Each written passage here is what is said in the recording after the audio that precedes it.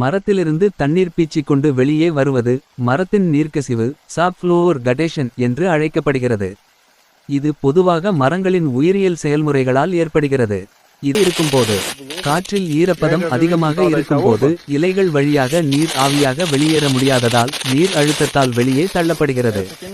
மரத்தின் உட்பொருள் சில சமயங்களில் வெளியே வரும் நீர் மரத்தின் உட்பொருளாக இருக்கலாம். இதில் சர்க்கரை தாதுக்கள் மற்றும் பிற பொருட்கள் கலந்திருக்கும்.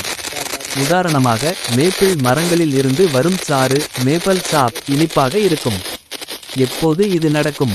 வசந்த காலத்தில் மரங்கள் புதிய இலைகளை உருவாக்கும்போது, மரம் வெட்டப்பட்ட அல்லது காயமடைந்த இடங்களில், அதிக ஈரப்பதமுள்ள சூழலில். எடுத்துக்காட்டு, கரும்பு அல்லது பனை மரங்களை வெட்டும்போது அவற்றின் சாறு சாப் பீச்சிக்கொண்டு வெளியே வருவதை பார்க்கலாம். ரப்பர் மரங்களில் இருந்து பால் போன்ற நீர் லேட்டெக்ஸ் வெளியேறுவது இதற்கு ஒரு உதாரணம். இது மரத்தின் இயற்கையான செயல்முறைதான், ஆனால் சில சமயங்களில் மரம் நோயால் பாதிக்கப்பட்டிருந்தால் அல்லது அதிக நீர் உறிஞ்சப்பட்டால் இது தீவிரமாக தெரியலாம். மேலும் விவரமறிய கருத்துக்களை பதிவிடுங்கள். நன்றி.